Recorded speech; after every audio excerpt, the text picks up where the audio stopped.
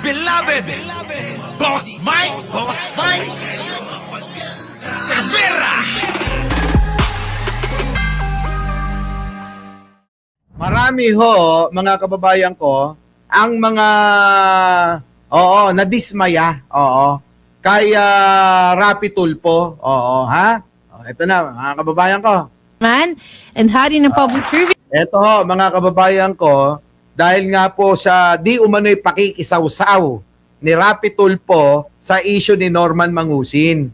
Alam nyo mga kababayan ko, siguro kayo'y tayo, nakasubaybay kay Norman Mangusin sa mga kagaguhan yan Ano po? Di ba? Ngayon mga kababayan ko, tayo alam natin ang iskwento ni Norman Mangusin. Sabi nga ho mga kababayan ng maraming mga nagpo-post na mga biktima ni Mangusin, hindi daw ho alam ni Rapi Tulfo, ni Senator Rapi Tulfo, yung pong issue, pero nakikisawsaw daw.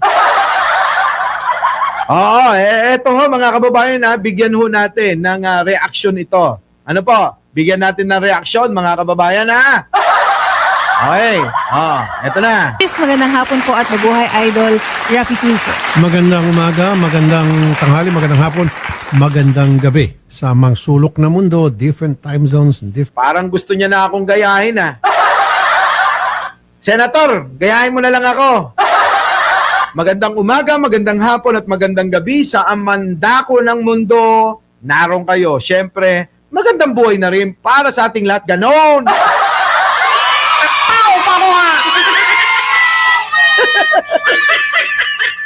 Parang gusto tayo gayahin, Tito Randy, Talay. Senator, Naku, Senator, sa totoo lang maraming nadidismaya sa inyo. Opo, Isa na nga po dyan yung sinasabi nga daw po na binaboy ni Norman Mangusin na may anak daw po na special child. Alam nyo mga kababayan ko, ewan ko ba? Ginaya. Ginaya ba, Maring Gina? Sabi ko sa inyo sa atin may rhyme, Maganda yung pagkaka-rhyme. Si Senator, gayahin mo na lang! Eto na, naimbag nga bigat, aldaw, ken rabi, kada kayo amin, apo. Tuloy. Countries, meron po tayong mga OFWs kaya po, ako po ay sumasaludo sa inyo. At Naku, alam mo ba, Senator, na ang mga biktima ni Digong, ang mga biktima ni Norman Mangusin ay puro mga OFW, sir. Senator! Oo, inaaway ka ni Libayan. Oo, itatry kong piliting hindi kita awayin dito, Eto na, mga kababayan ko, meron pong mga, mga nagre-reklamo. Isa na nga po dyan, yung pong binaboy nung si Norman Mangusin, yung special child na anak, mga kababayan. At hindi lang po yan, pati ho mga kababaihan sa mga nanay at tatay. Karamihan ho babae. Lalo na mga kababayan, yung mga kaedad natin ang nadadali. Palibasa, mga kababayan, ewan ko ba kung anong karisma meron si Norman Mangusin at nauuto niya Sabi ko naman sa inyo, mga kababayan ko, huwag kayong magtitiwala dyan Gusto na akong palitan. Eto na. Uy, nako. Ngayon Senator, marami yung nagagalit, marami nagsasabi, nakikisawsaw ka, hindi mo daw alam kung ano yung mga nangyari. Kaya galit sila sa'yo. Eto na. siyempre sa ating mga manggagawang Noypi Pinoy. Salute. Okay. Since walang Senate ngayon, dahil Thursday Yes, at I do. recess, Teka muna, iusod na natin yan. Dito na tayo kagad. Saan na ba yun? Dito na. gusto kong tawagan natin ang Napolcom. Meron na akong konting issue na gustong i-raise sa kanila. Nako, may Napolcom daw. May issue daw siya sa Napolcom. Mga kababayan ko, try natin ito, Kung ano ba masasabi ni Senator Rapi Tulfo sa nangyaring yan. Gawa nitong mga napanood ko sa social media at marami mga nag-message sa akin, Na? sa mga netizens, and tumutugma rin ito sa issue na meron tayo dito noon. In fact, Teka muna. Ibig mo ba sabihin na, Sher, tumawag sa'yo, nagsusumbong favor kay Norman Mangusin ito? Parang yun ang sinasabi ni Senator, parang maraming tumawag na nagsusumbong. Ano yun? Favor ba kay Norman Mangusin? Di ba mga kababayan ko? Favor ba yan? Sabi, maraming tumatawag eh. Ano, yung mga taga-suporta ni Norman Mangusin, humingi ng tulong kay Rapi Tulfo, ganun ba? Baka naman si Bambina lang yan. Di ba? Cristina Estacio. I call the attention of the PNP tungkol dito sa bagay na ito. Ano nga po yan? Oh. Yun na nga po, Senator. Ako mga kababayan ko, ang sabi ko nga sa inyo, ang nakita kong medyo alanganin doon, yung pong pagmumura nung mag-asawa. Yung po ba, wala po tayong wala po tayong problema. Kaya lang tayo magbibigay lang ng reaksyon. Dito nga po sa nangyaring ito. Ano po? Para kay Rapi Tulfo, kay Mangusin, siya nagreklamo, mga kababayan, tuloy.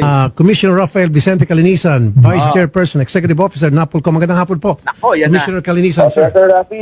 Senator Rafi, magandang hapon po. More power po sa inyo, sir. Thank you po. Kita nyo magalang, magalang. Sir.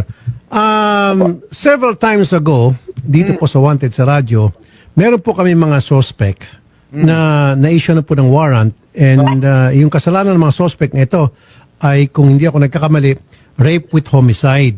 Okay.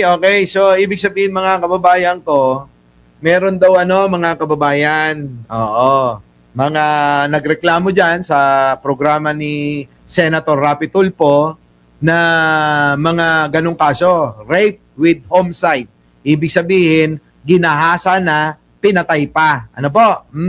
And a warrant of arrest has been issued already, and I asked the PNP at that time, major pa ata yun, yung rango, yung isa naman colonel, kung pwede mabigyan kami ng kopya ng warrant at picture ng suspect para naman may flash namin for awareness purposes, para yung mga kapitbahay malalaman nila na ito pala ay ng rape at ito pala ay pinaghahanap, pwedeng tulungan yung ating PNP. So, tama. Tama naman po si Senator Rapi. Sa sinasabi niya, tama naman, sige, tuloy. At ang sabi po ng PNP, meron daw utos, hindi ko alam kung galing sa NAPOLCOM to or sa Kamkrami lang, na bawal daw magbigay ng pagkakakilanlan ng sinumang suspect hanggat hindi pa raw po nakukonvict sa korte. Parang ngayon ko lang narinig yan. Hindi Senator, parang mali yata yan, Bago po sa pandinig ko yan, Sir Rafi, Idol Rafi. Kita mo kahit si Sir Rap, hindi rin alam yung sinasabi mo, sir. Senator, parang siguro, baka hindi pa kayo na-i-inform. Ano po? Tuloy. Bago po sa pandinig ko. So, if you would indulge, ibigin niyo po sa akin yung pong warrant po na hiningi po ninyo, yung pong pangalan, yung detalye. We will provide you the details po. Yan. Yun naman pala, idol eh. Pwede na, kung yun lang pala hinihingi mo, bibigay na daw ni Sir Rap. Tuloy. Okay. Kaya ko muna sabi yan, kasi kumalat po sa social media and some people came to me and asked me those questions na bakit ganon. Meron po kasi, I'm not gonna mention the name of the guy. I think, vlogger siya. At may kayabangan nga siya, kung tutusin, maraming asas. Hindi may kayabangan, mayabang talaga, sir. Idol Rapi, talagang mayabang yun. Hindi lang mayabang. Nako, sabi nga dito, Boss Mike, nabastos naman talaga ang NAPOLCOM kasi nagsisigaw, pera mo na si Mangusin. Hindi tamang magmura sa harap ng mga alagad ng batas. Tama naman, di ba? Yung nga yung sinasabi ko sa inyo, yung pong nagreklamo, karapatan po nila yon na magreklamo. Wala po tayong problema doon. Kaya lang, yung pong kaharap, yung mga naka-uniforme na mga pulis at mga nasa NAPOLCOM, mga kababayan ko, sa harapan nila, nagmumurahan sila eh. Ibig sabihin, nagmumura yung mag-asawa eh. Ano po? Pero dito tayo. Tuloy. Sa kanya. Pero I think it was uncalled for na ginawa po ng CIDG na binalanda yung pagmumukha niya at pinabayaan pa yung komplena na pagmumurahin siya at insultuhin siya. Samantalang yung kanya pong kaso ay unjust vexation lamang na napakababaw. Sir Rapi, baka nakakalimutan nyo, ilang beses na rin ho yung pinatawag yung complainant na yung makagago, diyan na yan din ang trabaho niyan dati. Oo, Sir Rapi, wala hong ginawa ring mabuti yan dati, kundi tumira ng kung sino yung mga sikat. Lagi niyang minumura, kung ano-ano sinasabing masasakit na salita. Gawaan niya yun eh. Kaya nga ako nagtataka, dapat wala nang demandahan yung dalawa na yan eh. Pero nandiyan dyan na yan, okay na yan, di ba? Karapatan naman ng bawat isa yon. Magdemanda siya, magdidemanda rin yung mangusin. Pero ang hindi namin gusto talaga, Sir Rapi, tignan nga natin kung totoo na sinasabi nila na parang kinakampihan pa yan si Mangusin. Oo, Sir Rapi, parang ang dating, parang kinakampihan mo raw si Norman Mangusin. Totoo po yun sinabi ni totoo po yung sinasabi ni Sir Rapi na pangit ho naman talaga na nandoon yung pong asawa at saka po yung si makagago habang nagmumura kung ano-anong sinasabi, kaharap-harapan na sila. Diba? Imbis mga kababayan yung ganon, irespeto man lang sana natin yung mga naka-uniforme, alagad ng batas, total naman, nahuli na, gaano man lang yung manahimik na. Pwede naman magsalita mga kababayan ng mahinahon at magsabi ng kung ano-ano. Kasi meron ngang mga alagad ng batas na nakaharap. Pero kung nasa channel nyo kayo, nasa social media kayo, bahala kayo. Wala kaming masasabi dyan. Pero yung ngang nando doon, ako tama naman si Rapi Tulfo na bakit nyo minumura? Kaharap eh. Sa totoo lang wala naman silang pagkakaibang dalawa eh. Tuloy Ba't ganun po? Ba't pinayagan po ng CIDG yun? Senator Rafi, put it in context. Actually, kahapon po, I was just in the Senate. I was just nga po with Senator Erwin. Nagbibidan nga po kami na a few years ago, 5 years ago, sinuli rin po yung same person po na ito. Marami talaga. Sir Rapi Tulfo, maraming mga reklamo dyan sa hayop na yan si Norman Mangusin.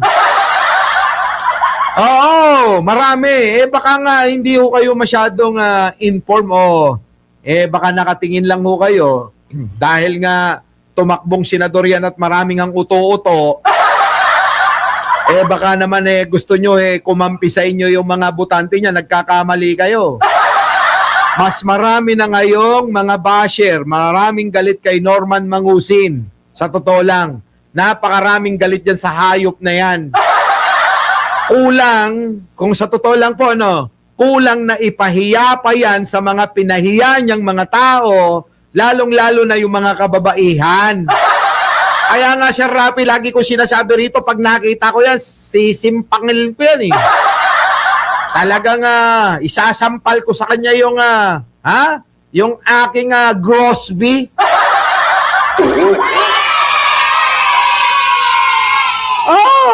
Uubarin ko talaga yung Grosby kong sapatos. O kaya yung KP na lang yung KP, pag nakakasalubong ko talaga, sasampalin ko sa mukha yan eh. Sir Rapi, ganun ho. Maraming galit dyan. Gawa ng kanyang ginagawa sa social media. Tama po si Sir Rap na yan po ay example ng isang nakakawalang ya. Walang yang tao sa social media. Ano po, Ito, isasampal natin sa kanya Marcos ka pa. Okay ninam. Diba? Diba mga kababayan? Tuloy natin, ng NBI po naman at marami po naloko mga OFW po ito at kasama po si Sen. Erwin sa tumulong sa pag-aaresto nito. And that guy was also presented. Buti pa si Erwin Tulfo. Sir Rapi, sumbungan ka na nga marami daw. Wala kang araw nagawa sa mga nagsusumbong sa'yo eh. At ngayon nag-viral, di ba? At ngayon nag-viral, diyan ka ngayon eh. Sumasaw-saw daw eh. Yan yung mga sinasabi ngayon ng mga tao na mga inagrabyado ni Norman Mangusin eh. Di ba, Tatay Ching? May Grossbet KP? Oh! Meron pa ako niyan Grossby at saka KP. Lambot kaya sa paa niyan. Taloy. We understand na ang dating po sa tao unjust fixation po ito. Unjust fixation lang ito. But of course, we are protecting also the identities of people. However, Senator Rafi, siguro alam naman po natin sino yung tao pinag-uusapan dito. And all of his offenses to the public are extremely public. And siguro po, while there are issues, totoo lang po, meron nga po mga issues po na maaaring mapag-usapan at mapagdipatihan. But at the end of the day, Senator Rafi, mahaba po listahan nito. Kung susumahin po natin, meron po... Oh, taba talaga. Mahaba si Rapi. Idol, Rapi Tulfo. Inaaway ka ni Libayan.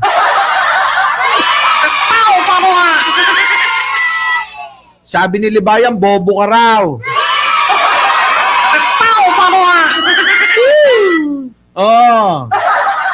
Alam mo naman si Libayan hindi bobo. Taloy. Kung makabobo ka naman kay Rapi Tulfo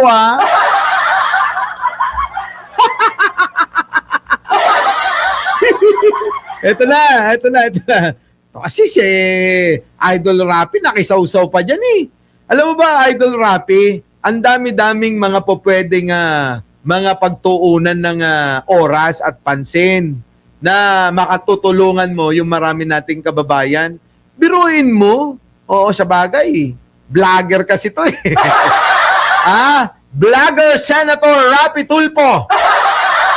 Kaya minsan hindi natin masisisi. May mindset pa mga kababayan na sayang yung views eh.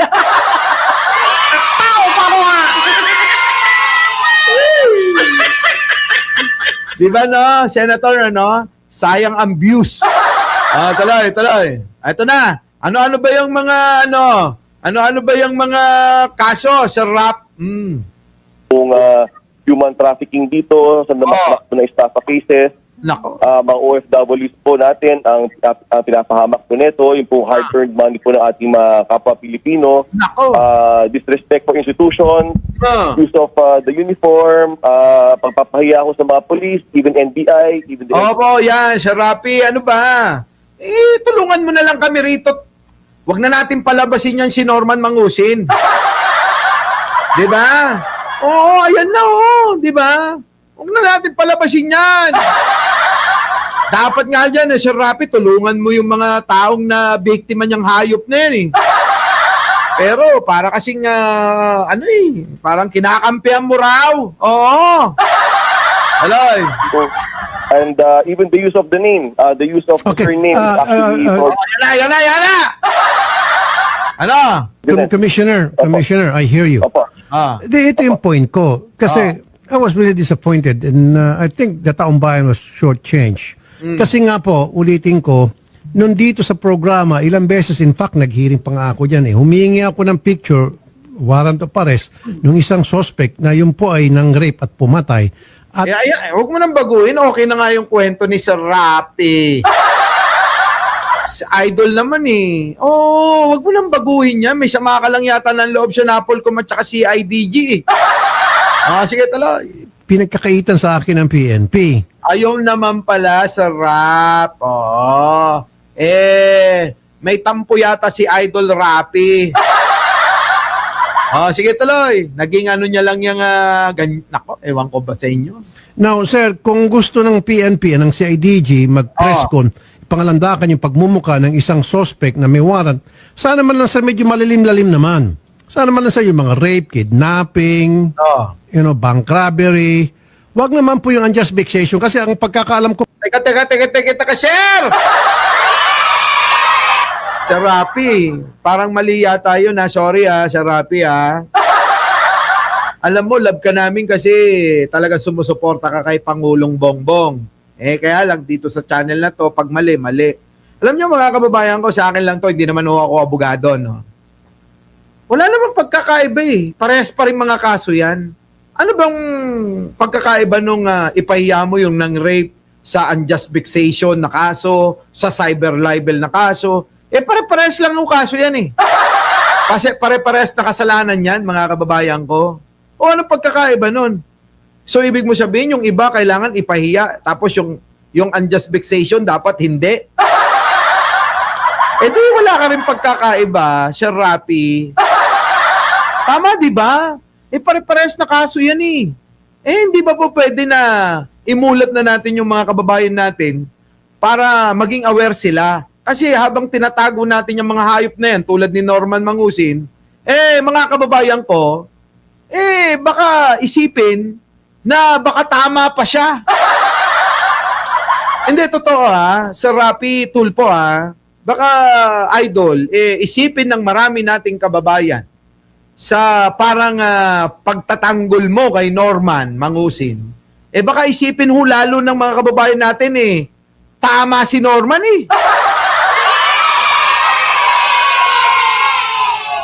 Tama mga kababayan ko? Di ba Tatay Ching sige tuloy. Po, nung may tumawag sa aking kakilala ko, The Logic M240. Meron pang commercial. that's good enough. Wag naman po yung ipapahiya. Again, I don't know the guy. I haven't met the guy. Even Kaya naman pala Sir Rapi, kaya naman pala. Hindi nyo kilala yung Norman Mangusin. Kaya ganyan kayo. Sana inalam nyo muna kung anong katangian nitong kabayo. Hindi ko naman sinasabing kamukha ni Libayan ito. Mas malapit na kamukha ni Banat Bay. Pero pag pinagtabi-tabi mo yung tatlo, malilito ka na. Di ba? Ngayon, Senator Rapi. Dapat inalam mo muna kung anong problema ng mga taong bayan kay Norman Mangusin. Hindi mo pala kilala. Kaya yan, tuloy. Mga tao, gagalit sa'yo ako nayayabanok sa taong yun. Kasi kung minsan, dumadaan sa page ko, newsfeed ko, na talagang saksakan ng yabang. Pero Ayun naman pala dumadaan sa newsfeed mo, saksakan ng yabang. Hindi ka man lang nagkaroon ng interest para imbestigahan.